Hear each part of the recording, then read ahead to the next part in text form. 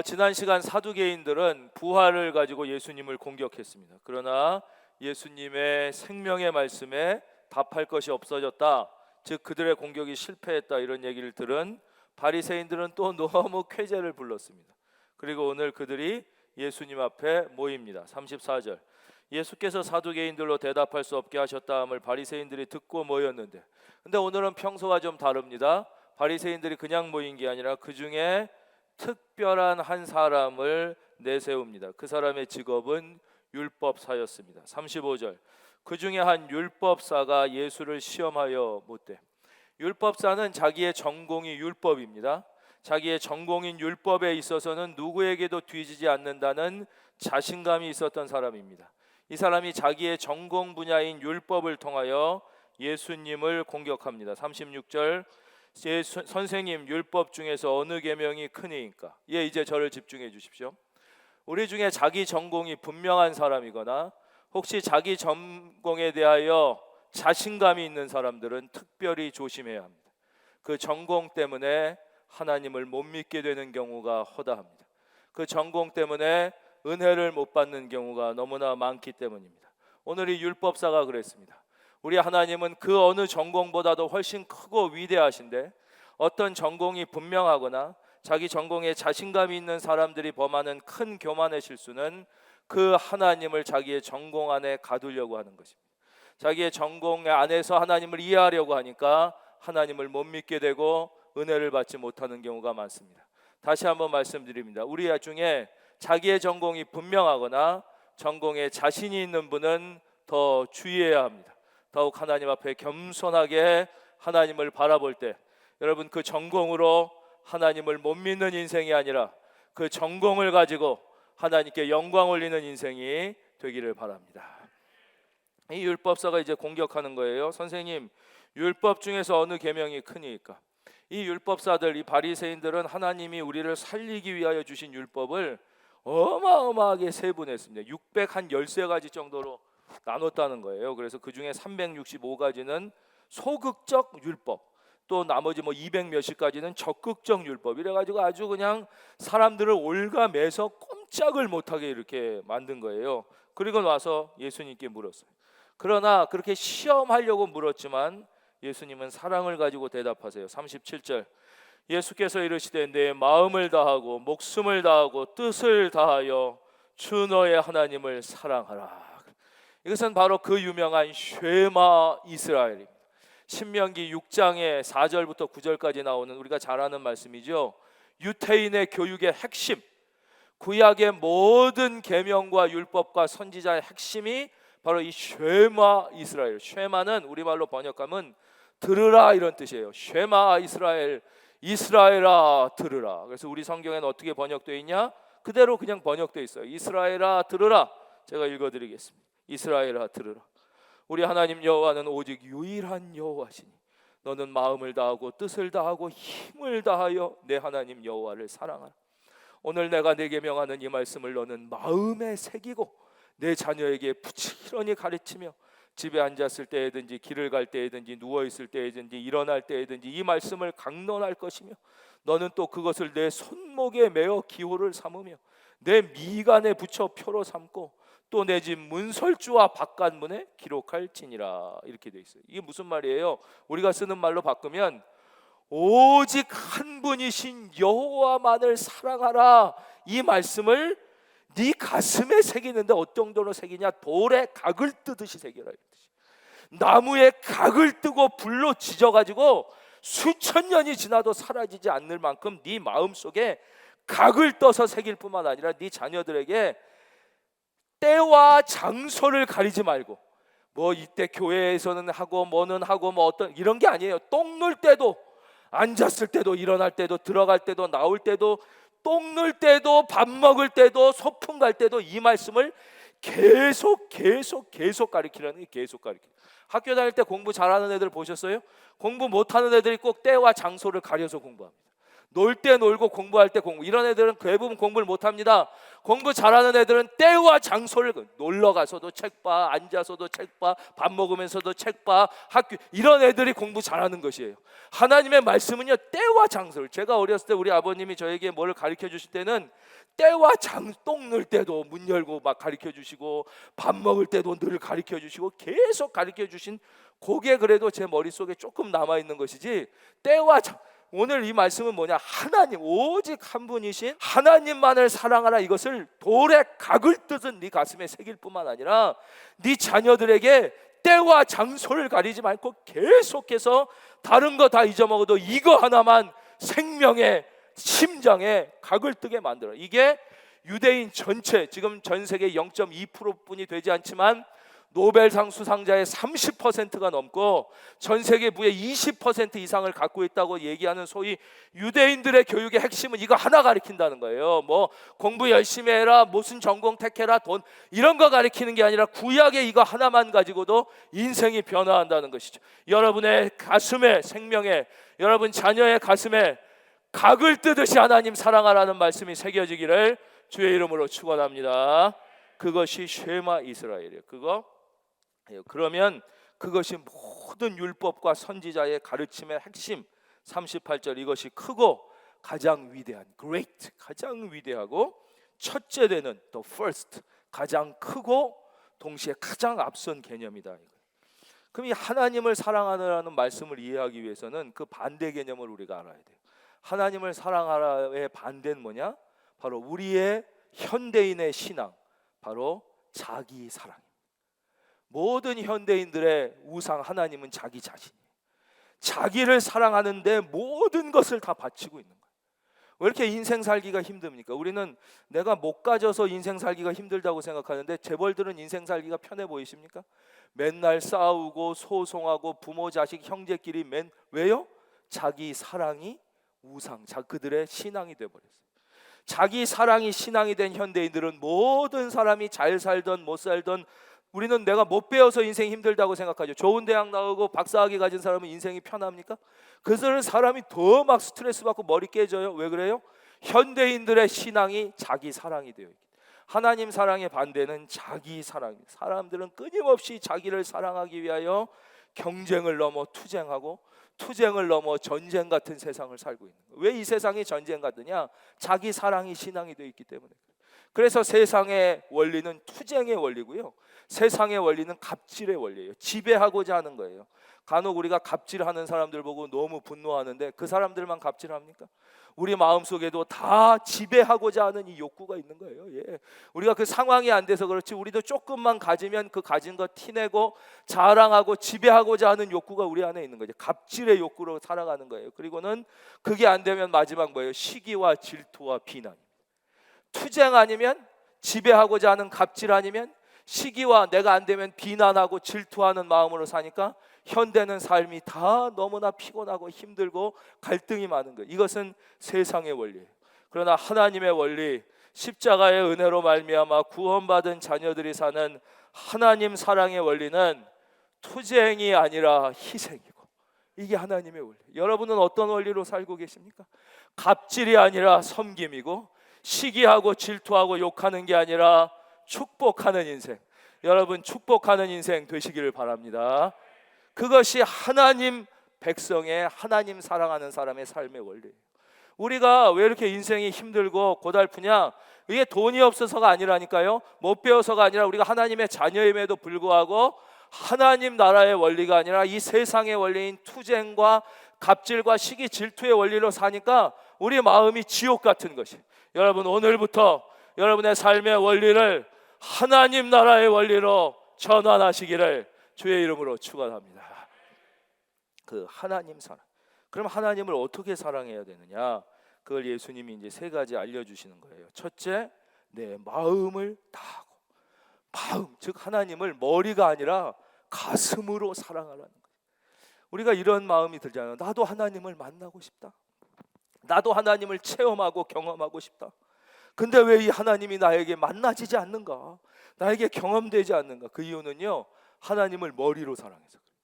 하나님을 가슴으로 사랑하면 누구나 다 하나님을 만날 수 있어요.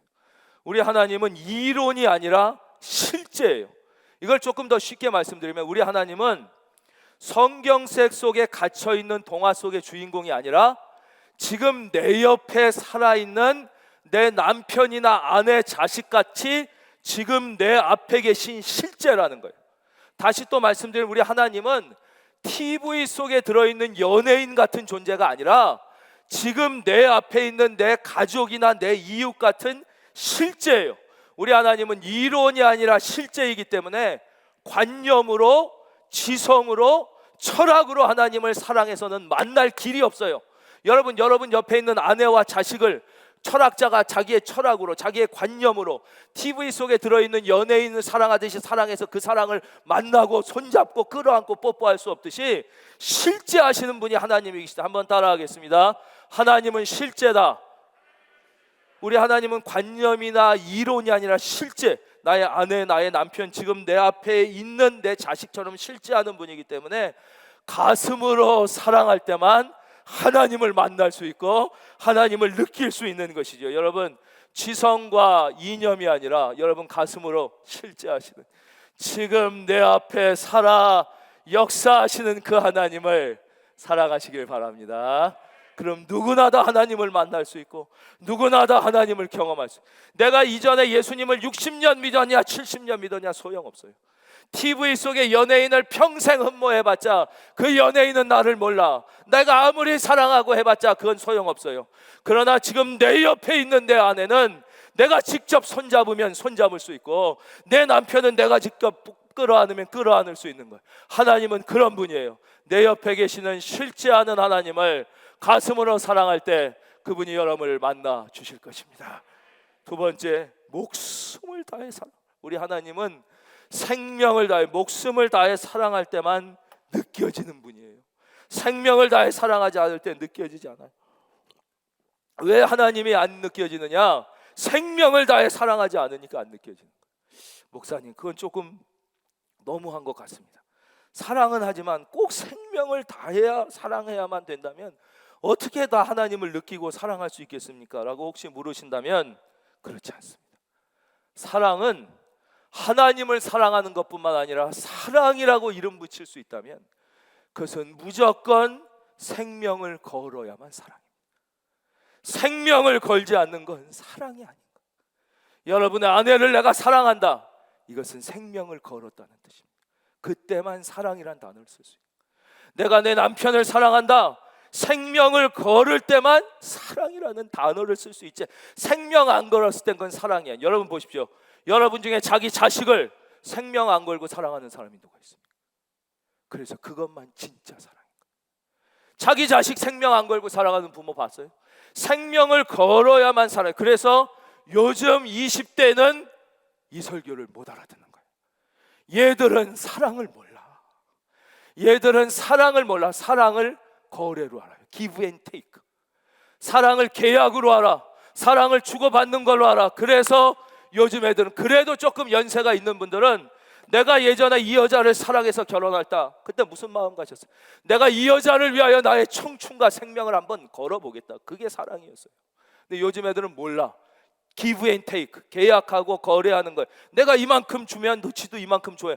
그게 사랑이 아니라니까. 그건 사랑의 똥치라는 거예요. 사랑이라는 이름 자체가 들어가려면 생명을 걸어. 그래서 부모의 사랑을 진실한 사랑이라고. 나머진 사랑이라고 도저히 이름 붙여.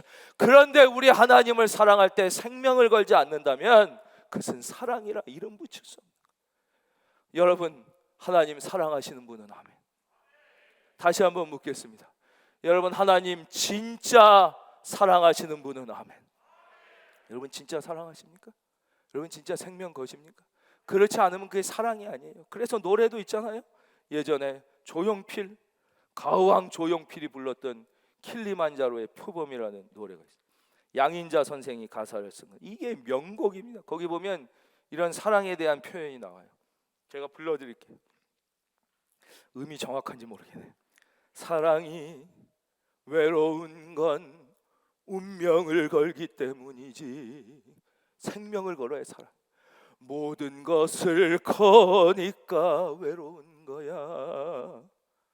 모두를 잃어도 사랑은 후회 않는 것, 그래야 사랑했다 할 수 있겠지. 짠짠짠짠. 이 기억나세요 이거? 보세요. 세상 사랑도 왜 우리가 진짜 사랑을 못하느냐? 모두를 잃어도 후회하지, 생명을 걸어야 그게 사랑이란 이름을 붙일 수 있는 거예요. 이게 명곡인 거예요, 명곡. 그러니까 요즘 젊은 애들이 사랑이 뭔지 모른다니까. 맨날 입으로는 사랑을 유행가 가요 가사처럼 붙이고 있지만 생명을 걸지 않으면 사랑이야. 우리 하나님이 우리를 어떻게 사랑하셨어요?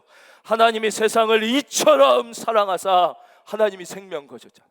하나님이 직접 하늘 보좌를 버리고 인간의 육신의 몸을 입고 이 땅에 와서 나를 사랑하여 생명을 걸고 십자가에 못 박혀 죽으심으로 그 생명을 주고 나를 사랑하셨음을 여러분 믿을 수 있기를 바랍니다.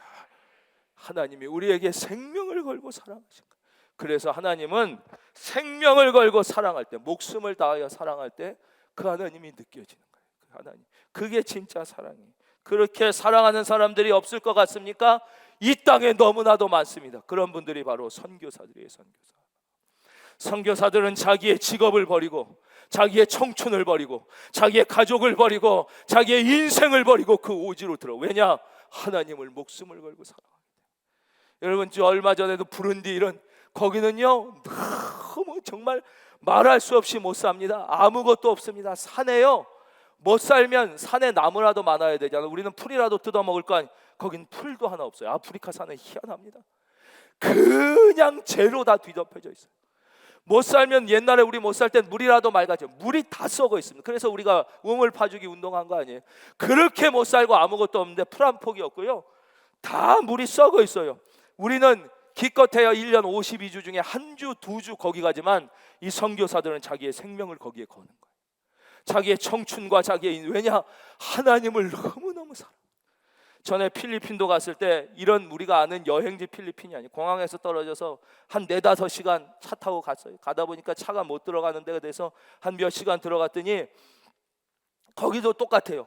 너무너무 전기도 안 들어오고 물도 없고 수도도 없고 다 물도 썩은 잿물이 흐르는데 나무 한 폭이, 풀 한 폭이 없어요.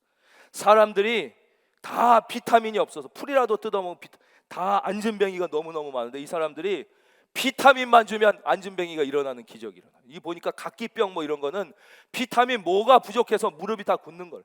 다 그렇게 살아요 그 사람들이. 그리고 이건 조금 오래전인데 그 애기들 불러서 복음 전하려고 먼저 쫙 보여서 먼저 씻기고 너무 애들이 들어오니까 목욕을 못하니까 머리에 이가 머리가 이가 많아서 잡는 정도가 아니에요. 애를 딱 봤는데 제가 너무 충격받은 게 머리에 이가 개미집에 개미가 기어다니는 시킵니다. 이가 확 그러고 사는 거예요. 그러고 사는 거예요.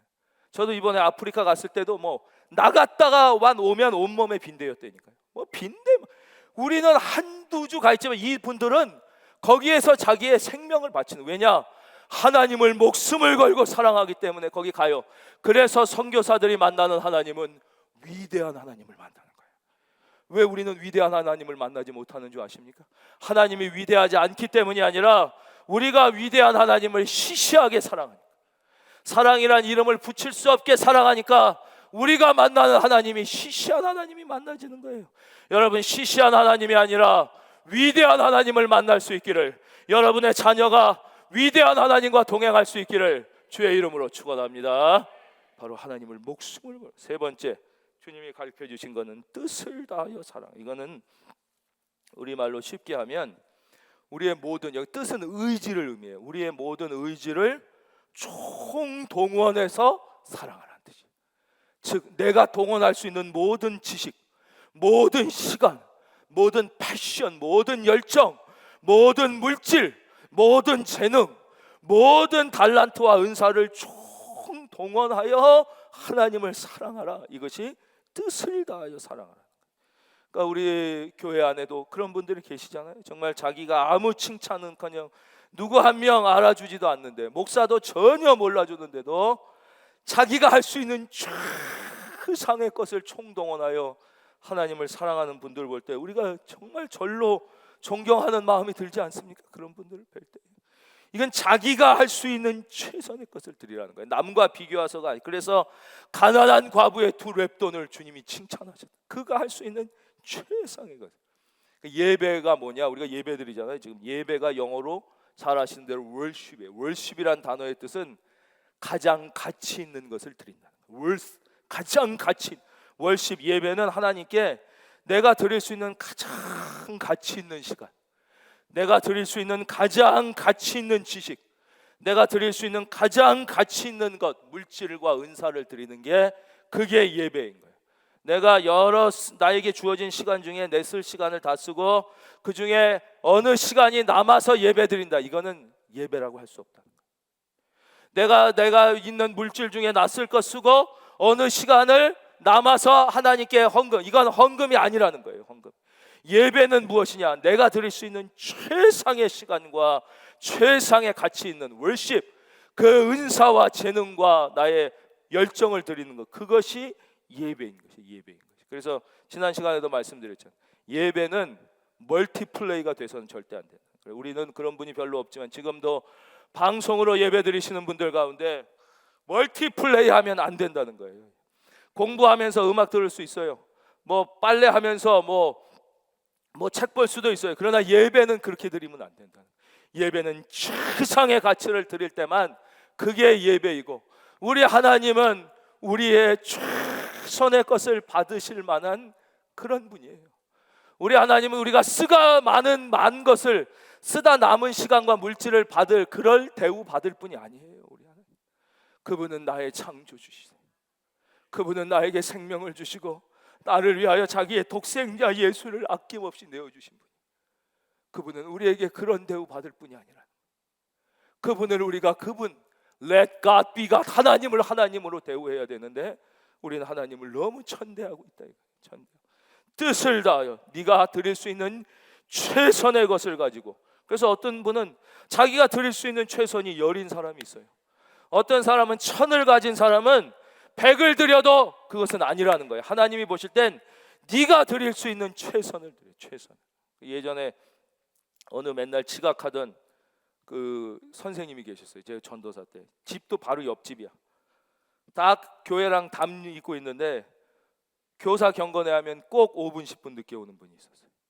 마음으로 제가 참 어떻게 이분은 바로 집이 교회랑 담을 끼고 있는 분인데 선생님을 하면 맨날 이렇게 5분 10분 듣나, 그런 마음을 가졌어요. 말은 못하고 속으로 이분 정말.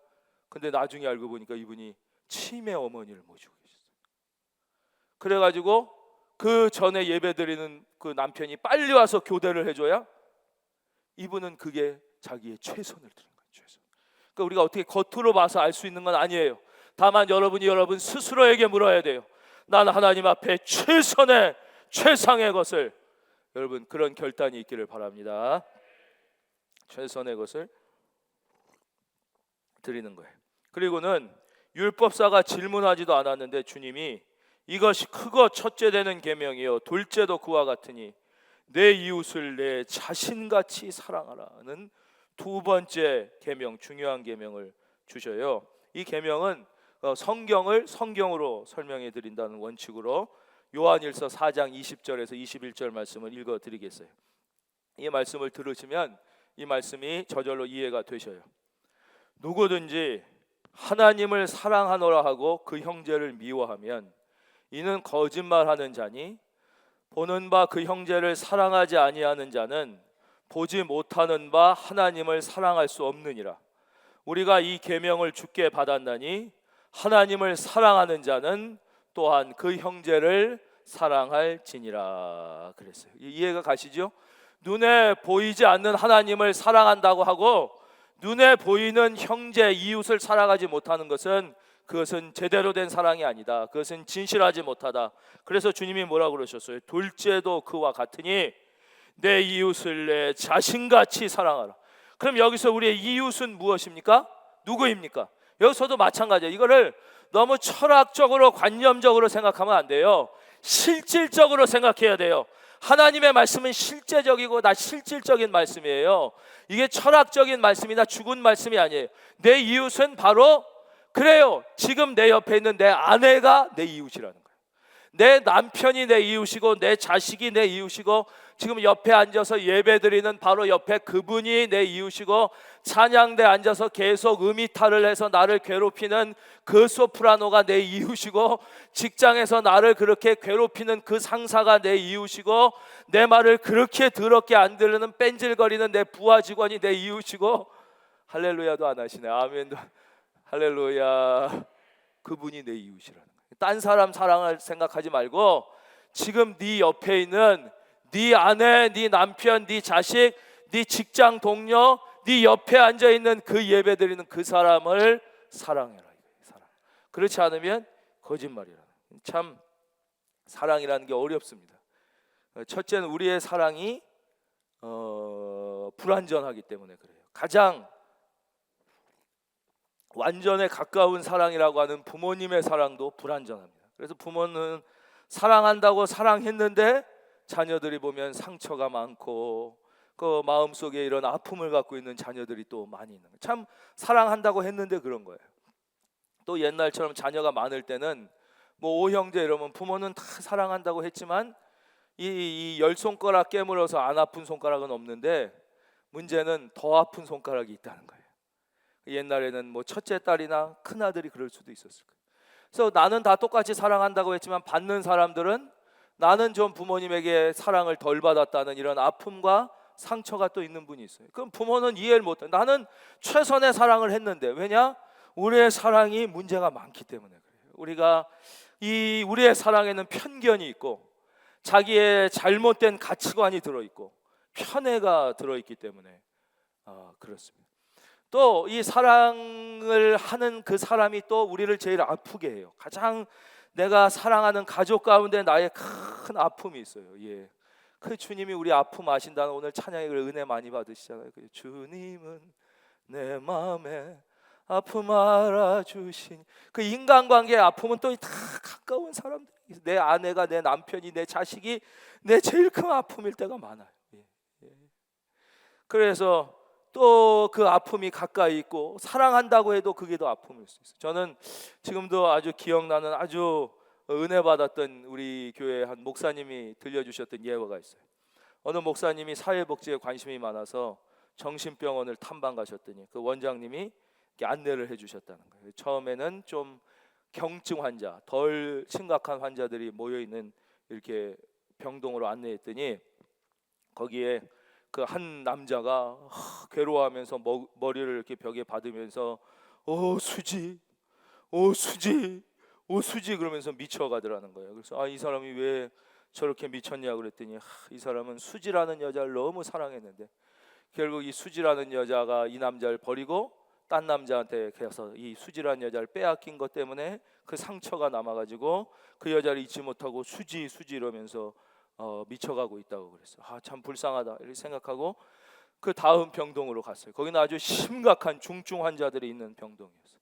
거기에 들어갔더니 거기에 또 어느 남자가 아주 심각하게 미쳐있는데 이 사람은 그 정도가 아니라 막 머리를 벽에 이기고 막 피가 철철 나게 막 괴로워하는데 이 남자도 하는 말을 들어봤더니 똑같아요.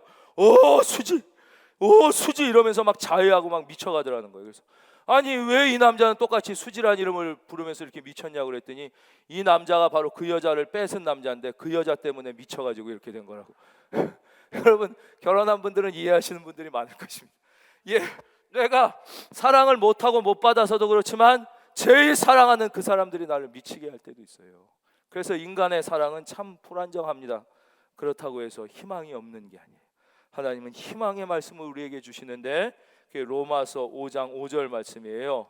로마서 5장 5절 소망이 우리를 부끄럽게 하지 아니하면. 여러분 믿음이 있죠? 믿음을 가진 사람은 어떠한 상황 가운데서도 절망하지 않고 소망이 있잖아요. 여러분의 사랑에 대한 소망도 있어야 된다는 거예요. 그 소망이 우리를 부끄럽게 하지 않아요. 그 이유는 우리에게 주신 성령으로. 한번 따라하겠습니다. 성령으로. 우리에게 주신 성령으로 말미암아 하나님의 사랑이 우리 마음에 부은 바 됨이니. 즉 우리가 마음을 다하고 목숨을 다하여 뜻을 다하여 주 하나님을 사랑할 때 그 하나님을 만나고 경험하게 될 때 하나님이 우리에게 주시는 그 성령을 주신다고 그랬잖아요.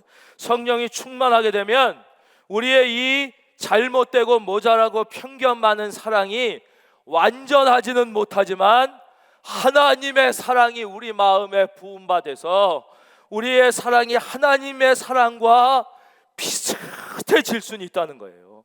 완전하진 못하지만 훨씬 더 성숙한 진짜 사랑으로 나아갈 수 있게 된다는 것. 그 증거가 바로 우리가 잘 아는 사랑의 원자탄 손양원 목사님 같아요. 사랑의 원자탄 손양원. 정말 이 인간이 상상할 수 없는 것. 그 사랑이 사람이 할 수 있는 사랑이 아니라 이분의 마음에 성령으로 하나님의 마음이 부어졌을 때 우리가 온전하지 못해도 하나님 닮은 사랑을, 우리가 잘 아는 마더 테레사, 유고슬라비아의 그 비참한 나라, 그 전쟁 가운데 태어났던 열등감 많고 공부하지 못하며 키가 작고 못생겼던 한 소녀, 그 마음속에 있는 분노와 그 괴로움, 열등감이 하나님의 사랑이 부어지자 하나님의 사랑을 닮아 이 소녀가 인도에 가서 인도 캘거타에서 그 영혼들을 하나님의 사랑으로 섬김으로 인류 역사 가장 아름다운 여인, 그 어떤 미인과 미스 코리아도 그 앞에서 감히 고개를 들지 못하는 진짜 인류 역사상 가장 아름다운 여인이 되는 그 위대한 사랑이 사람에게서 나온 게 아니라 바로 하나님을 진짜 사랑하는 사람에게 하나님의 마음이, 할렐루야. 그래서 우리에게 소망이 있다는 것입니다. 그래서 사랑하는 성도님, 오늘 3부 말씀 여기까지 하겠습니다. 우리가 하나님을 생명을 다하여 사랑할 때 우리의 이 미숙한 이웃 사랑도 그 하나님의 사랑이 성령님을 통하여 우리 안에 부어져서 우리가 하나님 닮은 사랑을 할 수 있는 인생을 살게 된다고 주님이 오늘 약속해 축복해 주십니다. 이번 한 주도 그 좋으신 하나님을 열렬히 사랑함으로 그 사랑 경험하며 그 사랑 나누며 우리가 자라나야 되지 않겠습니까? 성장하고 우리가 늙어서 되겠습니까? 안 그러면 하루하루 그냥 늙어가는 거예요. 하루하루 죽음으로 달려가는 거예요. 그런 인생이 아니라 우리 겉사람은 후패하나 속사람은 날로 새롭도다. 이번 한 주도 그 주님과 함께 날로 성장하고 새로워지는 복된 한 주 되시기를 예수님의 이름으로 축원드립니다.